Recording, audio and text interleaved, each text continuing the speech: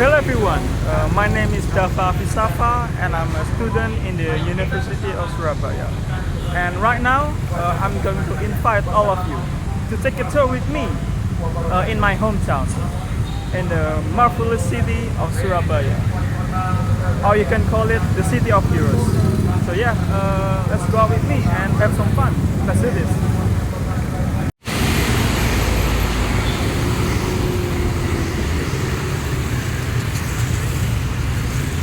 Alright, so the first location is Siola. So Siola was built by a Dutchman called Robert Leibro in 1877. So Siola, this building, was first established as a wholesale center. Especially in the colonization of the Dutch, people loved to come here, used to come here to buy like a household item, like fruits, vegetables, like anything that a family can use in a daily day, of course. And in 1960, after the independence of Indonesia, people turned Siola into a retail business. So if you want to buy drugs or anything, you can go to here. It was really popular back in the day, in the 60s. And again in the 1998, a person turned Siola into Ramayana. So Ramayana is like a shopping center. So people can buy clothes, like pants, like a coat or shoes maybe. So people used to come here to buy like clothes for their families, for the kids, or anything that people may know.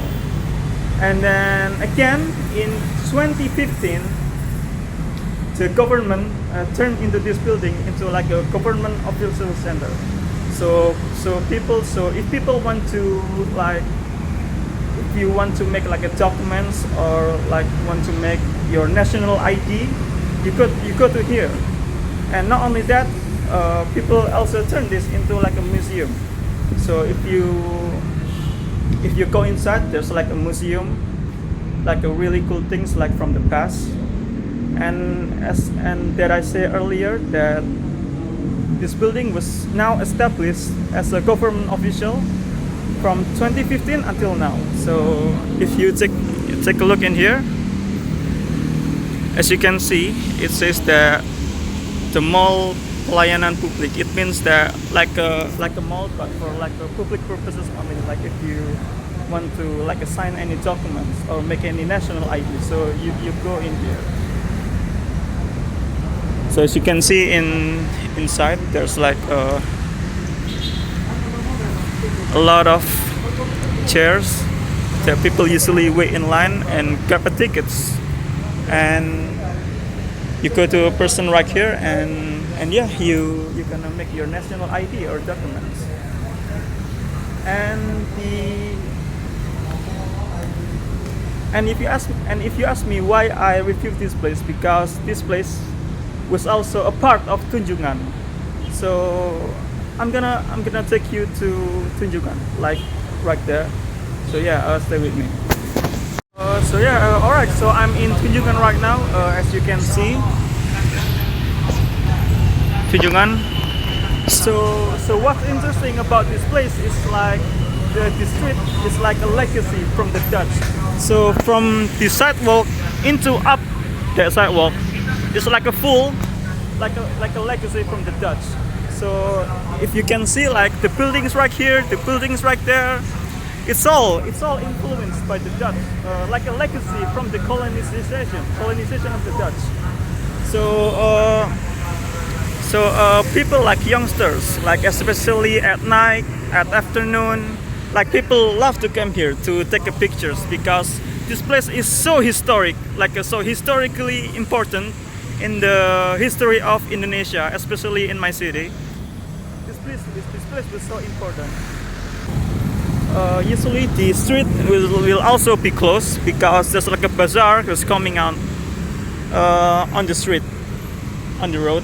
So the cars wouldn't be able to come in. Any vehicles wouldn't be able to come in here because there's like usually a bazaar or something. And yeah, I guess let's take a look around. and admire the beauty of this street. Okay, let's go to the next location, Solby.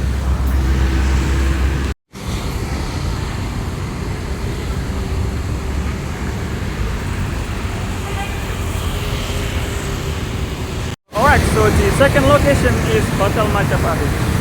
It was built by a Dutchman called Lucas Martin in 1910. And this hotel was a home for a very important Dutch person. So if like a Dutch person would come to the city and they would like stay in here. Like it was like really important hotel for them. But in 1942, the person that built this hotel sold this hotel to the Japanese in 1942, and the Japanese renamed this hotel to Hotel Yamato. But in 1945, something happened. The people of the city, people of Surabaya, retaliated against the Dutch and formed a resistance to fight back against the Dutch. So what happened is, like people of Surabaya will come, like march into the street and to fight the Dutch. And what happened is, one of the fighters climbed into the hotel, and originally the flag is a Dutch flag. It's red, white, and blue. And what happened is one of the fighters climbed and tore the blue flag. So what left is the flag of red and white, which is the flag of our country. And even on the billboard it says here, it is here on September 19, 1945 occurred what is known as the flag incident. Angry people of Surabaya requested that the Dutch flag on top of the Hotel Yamato was taken down. The Dutch flag was torn apart, and the blue section was torn apart, and the red and white of the Indonesian flag was kept. So what left is the Indonesian flag. It's not the Dutch flag anymore. And again in 1969, people renamed it as Hotel Majapahit. As you can see right now, it's Hotel Majapahit. So yeah, let's take a look inside and see any interesting things that are in there. Okay, let's go.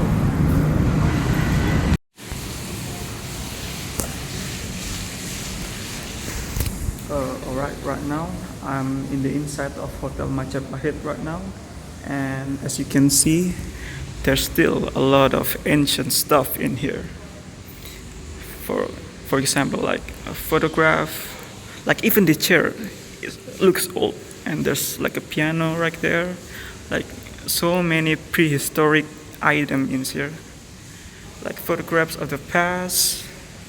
And even the structure of the hotel is still really old, like very ancient. And I'm really glad that they renovate this hotel, but that's not like the essence of this hotel was not like gone. Like it's still ancient, but it still looks good. You know, it's really good. It looks really modern and ancient at the same time. I don't know how I describe it, but it looks really beautiful in here. Like the essence of the past is still in here. It has so many memories. Okay,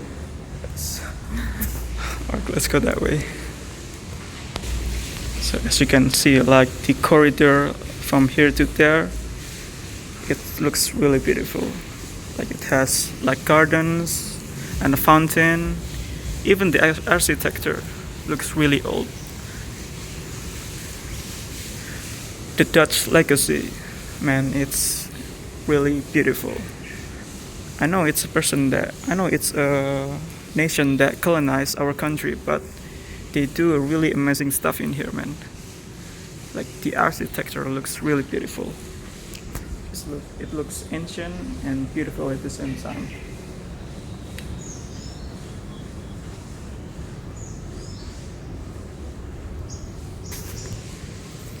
Wow, it looks really dark in here.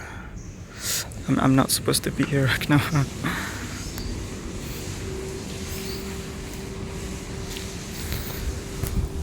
I'm just admiring the beauty of this hotel. Must be like it has so many memories trapped in here. Like from ages ago, from the Dutch, from the Japanese, and right now, until right now.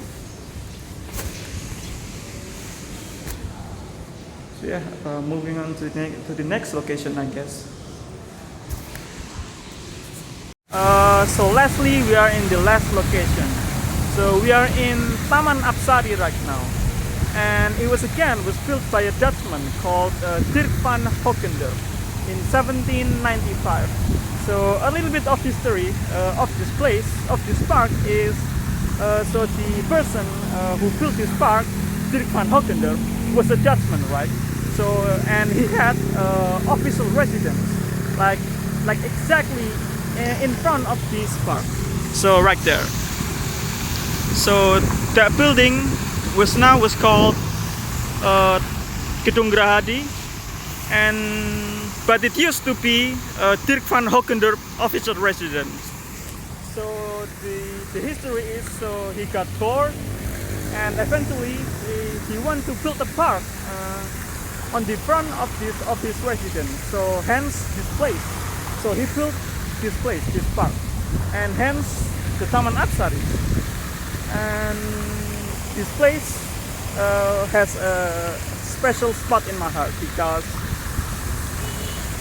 back in the day when I was a kid, when I was in elementary school, I used to come here to play in here, especially in PE, in physical education. I would love to come here with my friends and play like a soccer, or like a track miles, like running from that point to that point and see who wins. And we would like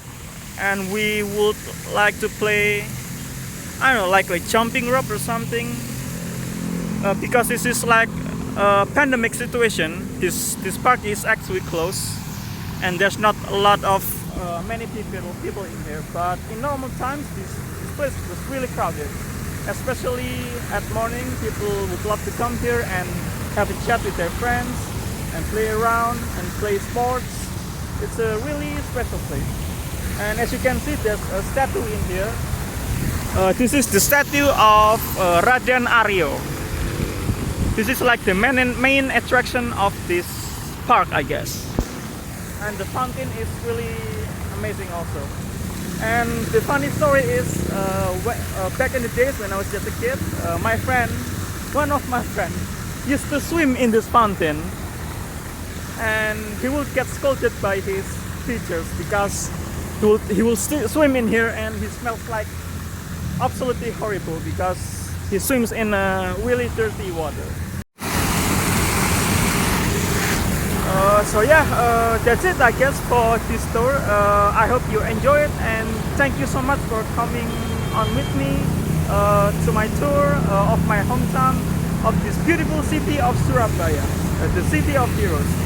And then yeah, like this video if you want, subscribe to my channel if you want, and see you guys on the next tour. Stay safe and have a nice day. Bye.